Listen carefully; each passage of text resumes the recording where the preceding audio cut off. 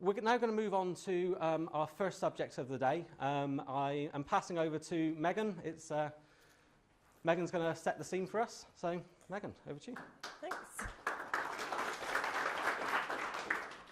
So as Barry said, I'm going to set the scene. I'm going to look at sort of where we've been in the industry, the journey we've been on in the past sort of 5 to 10 years, and actually what this means for cybersecurity today and your business ultimately.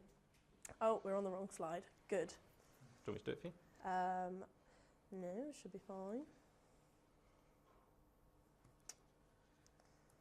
It's always great when this happens. Is that working? Yeah, okay. So if I start by looking at the state of the industry and what we're actually, how we are today. So there's obviously an increased risk of cyber attacks. I think everywhere you look, if you log into the BBC News app, you will always see a story about cybersecurity.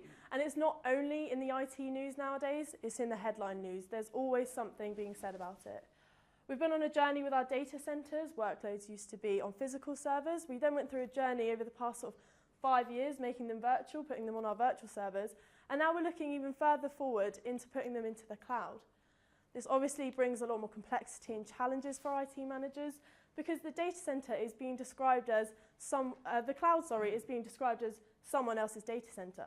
So you need to consider how your data is being kept safe within someone else's data center. Whether we like it or not, or whether you even know it or not, bring your own device is becoming the norm within businesses. You can supply your users with a laptop, a tablet, a work phone, but if they see their own personal device, their own mobile as being more mobile, as more efficient, more effective, and making it easier for them to do their job, that will be the device they use. They like to become more mobile. Work is no longer an activity, is no longer a place, it's now an activity. So work used to be somewhere that you used to go. You used to go to your office and that's where all your work took place. Now you can work from home, you can work on the road, and everyone is becoming more mobile. But with that, it brings more challenges, obviously. What users want to be mobile and they want to be able to access all their data at any time, any location, and on any device. But you need to know where that data is being kept and that it's being kept safe. But all of this, with the mobilisation of the industry, means that there's more challenges, but security is still only being provided at the edge with your firewall. So keeping the bad guys out, that's the only way it's being done still. VMware described this almost as an egg. You have the hard outer shell, that's the firewall, it's hard to get into. But once you do break through into that, once you do crack into the eggshell, you're into the soft gooey center, you can get anywhere you like, really. So what is the biggest risk to your business in 2017? This is a risk barometer report that Allianz Insurance release every year. This is the new one in 2017. And when we speak to our customers, we always speak about a disaster recovery plan, which we're going to talk about a bit later on. And I think if I ask everyone here, if you raise your hand, if you've got a disaster recovery plan, if your building were to unfortunately go up in flames, how many people? Put your hand up. Yes, the majority of you, which is nice to see. But the thing is, when we speak to our customers, not many of you, and I'm not going to ask you to put up your hands for this, because I don't want to embarrass many of you, but most of you don't have a plan for cyber incidents. So people don't plan for if, one, they were attacked, they don't know how they're going to mitigate that risk, but also what to do afterwards. They don't have a plan to put in place after they were attacked.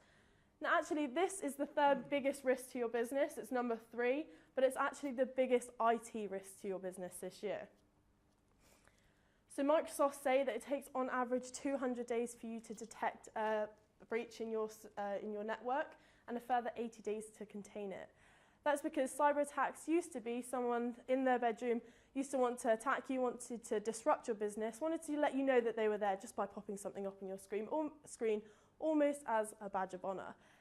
Now, sometimes they are hidden. They're within your network, they're hiding, they're just sort of looking at your data on the back end, sort of changing your data or even stealing it. I think there was a case in America with a laundry firm where their competitor was sitting on the back end, just looking at all the quotes that they were sending out to a customer, just sending out a quote to the same customer a day later, a little bit cheaper, and just winning that deal. So ultimately, if that was your competitor, how many deals would you lose, and what would that risk have to your business? Don't particularly like looking at the bottom figure here, because obviously different incidents mean different costs to your business, and that's just an on average one. But also looking at the monetary figure, that's not the only thing you lose. You lose your reputation. You lose a lot more than just the $12 million. So TalkTalk was a big one in 2015. I think we've probably all heard of it. I think it was in the news almost every day for a couple of weeks. But some of the key facts we've picked out is it was actually a 16-year-old boy that was allegedly responsible. And TalkTalk were quoted to say our security was so lax that it wasn't even the cyber criminal. And it wasn't. It was pretty much a child. So they lost £400,000 by receiving a fine, but also with that, they lost a third of their value share, and they lost £95,000 of their customers. And it's still not over for TalkTalk. They're still going through legal action. They're expected to have to pay in excess of £7 million compensation to that. But ultimately, yes, it's awful if you lose your customer data and you lose your customers. But what happens if you lose your data of the people who trust you the most, your employees? So this actually happened to Morrison's. They lost nearly 100,000 of their staff's personal details. So that included anything from their bank details, their mother's maiden name, their address. And this causes a lot of stress and a lot of disruption to your employees. And obviously some of that data, as your mother's maiden name, you can't go and change, but it's now on the internet for anyone to access, anyone to see. And that causes a lot of disruption. So if that was you, how would you have to deal with that? What would your employees do? What would they say? And actually over 5,000 employees are now suing Morrison's for their damage. This was all before GDPR legislation. I'm sure we've all heard of it, but it's the legislation that comes into play next year in 2018 that says that if you don't report a cyber attack, so if you lose all your data and don't report it in a certain amount of time, or if you don't have the right measures in place to make sure that you don't lose that data, you could be fined either 4% of your global turnover or 20 million euros, whichever one is most. So if the attack on TalkTalk happened this time next year, they could have actually lost 70 million euros. Obviously, we're leaving the EU because of Brexit. Won't go into that too much detail. But people are asking whether the legislation still counts because we're obviously leaving. As far as we're aware, everything's being copied and pasted over to UK laws. So that is most likely going to be something that we have to abide by still. So the technology is getting better. We're improving every day. However, that means that your users are now becoming the weakest link. You're not educating your users enough, and they are the people that are going to click on that link and get your business infected through social engineering. So I'm sure one of us have received a phishing email once in our lives. I think I actually received one in my email last night, which was a bit of a coincidence. But social engineering is making it even trickier to spot those phishing emails. So the hacker will go onto your Facebook, for example, look at your Facebook page, see what you did last year, so you went on holiday, your kids went snowboarding or something, and make sure that they put that little bit of personal touch into that email. So it's harder to realise that that's not someone you trust, and they will then click the link. Baiting is another one, compromised USB sticks. There was an example in America where someone scattered compromised USB sticks across a car park, left them on people's cars, a handful of those people picked them up, popped them in a machine, and instantly that person is then in your environment. Are your users educated not to pick those up, not to just pop them in your computer? I know a few of ours may possibly do that, but we won't go into that. And then tailgating is when the hacker comes in. They abuse the trust of the employees. So they might dress up as someone, for example, as a postman, look like they're really struggling with a couple boxes. Your employee, being the nice guy that they are, opens the door, lets them in, and then they are into your secure area. So it's really hard to spot these days. Zero-day exploits are when there's a vulnerability that hasn't yet been detected by the manufacturer that people can take advantage of. So of everyone here, who regularly patches their operating system and their applications?